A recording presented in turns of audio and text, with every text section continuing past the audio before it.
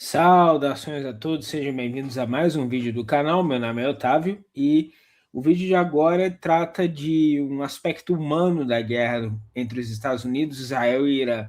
Aparentemente, os marinheiros dos Estados Unidos estão ficando cansados da mobilização e aparentemente eles estão enfrentando problemas. Vamos ver do que se trata isso. Mas primeiro quero pedir para vocês que curtam o vídeo, se inscrevam no canal, compartilhem o material com os amigos e deixem seus comentários aqui embaixo. Isso tudo ajuda muito no engajamento junto ao algoritmo. E agora, sem mais delongas, comecemos. É mais notícia de crise política e militar dos Estados Unidos. Uma reportagem recente, agora que saiu pelo The Guardian, falou que os marinheiros do Abraham Lincoln, do porta-aviões, dos porta-aviões mais poderosos do mundo, não é o maior é o Ford, mas que está no Oriente Médio também, que os marinheiros tentaram pular do navio como forma de suicídio. É pesado, né? Por quê? Porque estão... Eu acho estranho a ideia de marinheiros tentarem pular no mar como forma de suicídio, sendo que eles são treinados para nadar, presumivelmente. Então, é uma forma estranha de tentar suicídio, mas enfim, vamos prosseguir. Um tempo recorde dos tempos modernos, há mais de 250 dias em alto mar, sem ter contato com a terra, sem ter contato com a terra. Só para vocês terem noção, você fala, mas são soldados, são fuzileiros navais treinados, ainda assim é muito complicado. Para vocês terem noção, um técnico, um profissional que trabalha em uma plataforma de petróleo, por exemplo, ele não fica mais do que um mês, ele geralmente fica ali de 14 a 28 dias, 30 dias, em plataforma de petróleo. Depois ele sai e ele tem uma folga, geralmente é uma folga de 2 semanas, um mês, ele é substituído, porque a situação é muito complicada do ponto de vista da alimentação, de várias questões, né? E aí os marinheiros, os fuzileiros navais dos Estados Unidos... Essa parte de alimentação é complicada porque comida fresca em plataformas náuticas, ela não costuma durar mais que 2 semanas. Então, conforme o tempo vai passando, a qualidade do alimento que eles comem se deteriora. E isso tem um impacto psicológico relevante. Então, as pessoas que têm trabalhos ligados ao mar, eles são muito monitorados nesse sentido, porque isso é uma parte importante da parte moral do trabalho. Eles fizeram uma espécie de denúncia, tá? Isso foi reportado, então, por 2 portais também, né, que o The Guardian ele publicou, mas veio do Navy Times e do Star and Stripes, tá bom? E Stripes, né? E o que a gente tem é que eles fizeram uma reunião com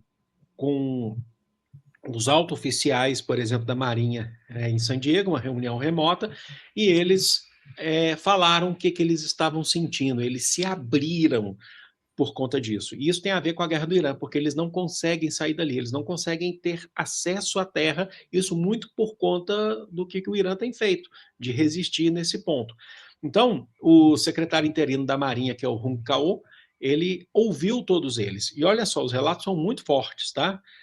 A gente tem relatos de, prestem bem atenção, né? Ó, chuveiros mofados, banheiros quebrados, lavanderia sem lavar roupas por semanas, longos períodos sem água quente, uma refeição por dia que se resume a meia xícara de arroz e 2 tortilhas, sem sabonete, desodorante ou pasta de dente. Ou seja, eles estão basicamente vivendo que nem marinheiros do século XVIII.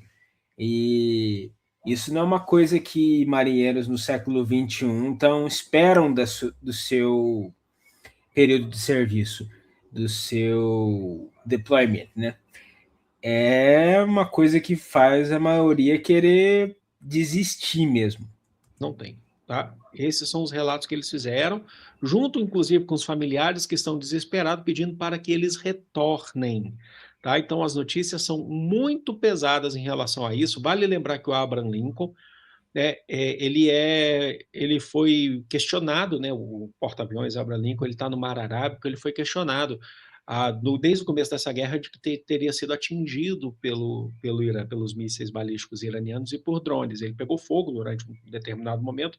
Os Estados Unidos negam isso. Só que a situação é bem mais precária do que se imagina. Eu vou mostrar aqui para vocês um pouquinho da localização desses porta-aviões desde o começo da guerra, lembrando que a guerra começou no dia 28 de fevereiro, mas os marinheiros do Abraham Lincoln eles estão há mais tempo no navio, né? São cerca de 5.000 fuzileiros navais.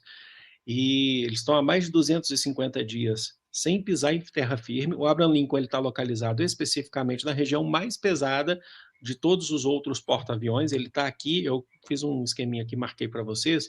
Ele está aqui no Mar Arábico, na porta do Golfo de Omã. Ele presta suporte, inclusive, para o bloqueio que os Estados Unidos fazem aos portos iranianos, não deixando passar, certo? Mas existem outros porta-aviões. Então, como por exemplo, a gente... Para quem por acaso ainda não sabe, os Estados Unidos operam 11 porta-aviões nucleares, super porta-aviões, aqueles com peso aproximado de 100 mil toneladas, e é de longe a maior frota do mundo.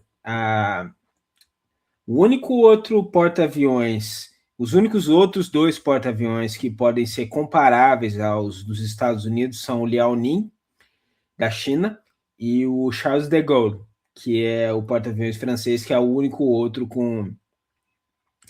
Quer dizer, o Liaoning eu não tenho certeza, mas Charles de Gaulle é o outro com propulsão nuclear. Então, é uma arma realmente diferenciada, mas nem por isso invulnerável. Se a gente descer um pouquinho mais, eu coloquei uma posição mais aproximada, tá? Aqui, já entrando no Oceano Índico, nós temos o George Bush, que foi o último a ter sido enviado para a região, certo? Que o George Bush, ele faz o controle aqui dessa região aqui entre o Mar Arábico e o Oceano Índico, lembrando que durante esse processo de guerra, você teve acusação, inclusive, de ataques já no Oceano Índico, aqui nas Ilhas Maurício, chegando para cá. Então, é por isso que ele está ali fazendo um meio termo ali. E tem um outro que, assim, o que a gente... Estou colocando questões aproximadas. O maior do mundo, né, que é o Gerald Ford, ele ficou responsável pelo controle do Mar Vermelho. Lembrando que ele não passa aqui no Estreito de Bab el-Mandeb nesse momento, tá? Ele entrou por aqui, tá? Ele entrou ali por cima, certamente também. Mas ele foi anunciado recentemente que ele tinha dado uma Ele pausa. não passa ali no Estreito de Bab el-Mandeb por causa dos Houthis, que são alinhados ao Irã e são realmente uma ameaça ali na região. Pausa, né? Ele tinha dado uma pausa para reestruturação, para poder fazer manutenção, então não se sabe se ele está ali de fato, mas o que dizem é que ele não está diretamente envolvido com a guerra nesse momento, diferente do Abraham Lincoln, onde os marinheiros estão pedindo socorro, pedindo ajuda. Logicamente que os Estados Unidos vão negar essa informação. O Peter Hegseth, que é o secretário de Defesa dos Estados Unidos, disse que são alegações falsas. Vamos dar uma olhada no que ele disse. Garantimos que cada navio, cada tripulação, cada capitão tenha tudo o que podemos fornecer a cada instante. Algumas missões são mais longas do que outras. E tenho mais respeito e gratidão por esses marinheiros do que por qualquer outra pessoa. O que eles fazem em alto mar, nessas condições austeras e com menos escalas em portos, é incrível. E depois ele completou dizendo que são mais notícias falsas sobre isso. Porém, contudo, entretanto, nós temos também mais notícias, todas as fontes eu estou deixando aqui na descrição para vocês, de que outro porta-aviões que já era combinado, não é de agora por conta disso, mas já era programado, que outro porta-aviões está se direcionando agora para o Mar Arábico para substituir o Abraham Lincoln, tá? Esse porta-aviões é o George Washington. Geralmente ele fica encarregado, eu estou trazendo aqui para vocês esse pontinho aqui, geralmente ele fica encarregado aqui com essa região aqui do Mar do Japão, tá? Ele fica nessa região prestando serviço aqui, inclusive Mar das Filipinas. Ele passou, o que a gente tem de informação é que ele passou por aqui, pelo Estreito de Malaca, tá bom? Esses porta-aviões que ficam na região ali da China, do Japão, de Taiwan, eles fazem o que é chamado de missões de livre navegação. Ou seja, eles percorrem ali o Mar do Sul da China, fazendo um desafio aberto à linha de 9 pontos, que é a reivindicação chinesa do Mar do Sul da China como uma região histórica. Eles fazem isso para desafiar essa reivindicação mesmo e para, enfim, contestar o poder da China nessa região como uma forma de antagonizar o maior rival geopolítico dos Estados Unidos no mundo. E eles geralmente ficam ancorados nos portos como Taipei, ou então ali em... Como é que é o nome mesmo no porto no Japão? Não lembro se é Fukuoka, algo assim. Mas eles ficam ancorados nesses países aliados e ficam fazendo essas missões de navegação para contestar a China. Agora, ele está aqui nessa região, mais ou menos, para chegar e substituir o Abraham Lincoln, onde os fuzileiros navais vão retornar para suas casas para serem tratados. Questão pesada de saúde mental. E isso entrega algumas coisas aqui para a gente, como, por exemplo, importante dizer que os Estados Unidos não estão ligando para o seu... Isso é mais uma questão. Os senadores democratas estão pedindo explicações para o governo Trump por causa disso, porque é uma guerra que eles consideram... Quem se opõe à guerra contra o Irã diz que essa guerra não é deles, é uma guerra de Israel. Isso é importante, que eu já vou entrar no próximo assunto, que é relacionado a Israel, que Israel convenceu o Donald Trump. Vocês lembram? Teve até lá o Joe Kent, que era o diretor do Departamento Antiterrorismo da CIA, quando ele abandona o cargo, ele fala que essa guerra não é deles, né, que essa guerra é de Israel, que o Donald Trump foi convencido. Eles também tentam falar, né, Trump, você é só um inocente. Não é, a culpa é do Donald Trump também, tá bom? É tanto quanto o Netanyahu. Só que tem questões importantes, porque isso está levando ainda mais uma pressão, porque essas notícias estão se espalhando pelo mundo e, logicamente, pelos Estados Unidos. E eu volto a lembrar, processo eleitoral chegando, né?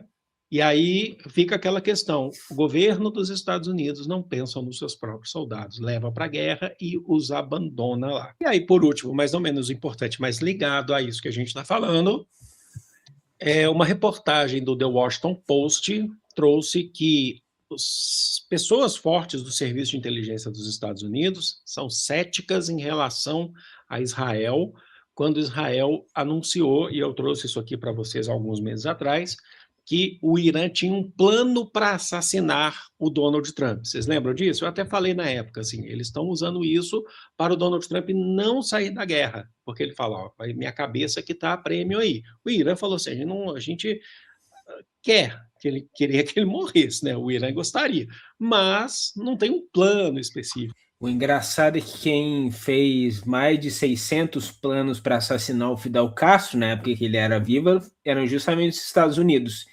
Então, isso me parece mais uma desculpinha do que qualquer outra coisa. Então, o Serviço de Inteligência dos Estados Unidos, assim, parte dele, pelo menos, está questionando a Israel e o Mossad sobre esse plano, falando, não era verdade, era porque vocês queriam manter a gente na guerra. E esse plano, quando ele foi anunciado naquela cúpula da OTAN, que aconteceu em Ankara, na Turquia, recentemente. E aí a gente tem até notícias que foram confirmadas antes de ontem e ontem, que o Donald Trump, para ir embora da Turquia, da cúpula de Ankara, ele foi por um avião alternativo. Ele se escondeu, um projeto de fuga mesmo, tá? Que eles consideram um projeto de fuga bem sucedido. O avião presidencial Force One, ele veio com jornalistas, mas veio sem o Donald Trump, num momento de tensão terrível, porque eles acreditavam que eles poderiam ser alvejados pelo Irã, enquanto o Donald Trump ele viajou, voltou para os Estados Unidos através de um avião alternativo. E aí, eles estão questionando, estão céticos em um movimento lá dentro da CIA de que eles estão questionando Israel sobre se seria verdade que existia um plano do Irã mesmo para assassinar o Donald Trump ou não. O que eu posso dizer nesse momento foi plantada uma sementinha da discórdia. Vocês podem perceber, Isso não é nada que me surpreende vindo do Mossad, que a gente tem que lembrar que eles são o cachorro louco de Israel. Eles fazem absolutamente qualquer coisa mesmo, para alcançar os objetivos do governo de Israel, que ainda é chefiado pelo Netanyahu, que vale lembrar o criminoso de guerra. Então, nada do que venha deles me surpreende. Desde o começo dessa guerra até agora, a gente tem visto planos totalmente confusos entre Estados Unidos e Israel, e às vezes até algum contraste entre eles, com Donald Trump dando broncas públicas no Benjamin Netanyahu. Mas, como eu já também falei em outros momentos, isso não é motivo para eles se separarem. Afinal de contas, Estados Unidos e Israel são quase a mesma coisa do ponto de vista geopolítico. Tá? Então não vai achando aí que eles vão se separar, isso não vai acontecer. Mas mostra também que os Estados Unidos estão tentando achar uma saída para justificar a saída da guerra. Não era verdade. Então, assim, uma das formas seria: fomos enganados por Israel. Irã, resolve aí com eles. O que vocês acham disso? Deixa aqui nos comentários. E é isso aí. Agora eu quero saber de vocês o que vocês acham dessa situação toda e se vocês acham que esse plano de assassinar o Trump é verdadeiro ou não. Escrevam aqui embaixo nos comentários. Também não se esqueçam de curtir, compartilhar e se inscrever. Eu agradeço a todos por assistirem. Verei a todos novamente no próximo vídeo do canal. Um grande abraço e valeu!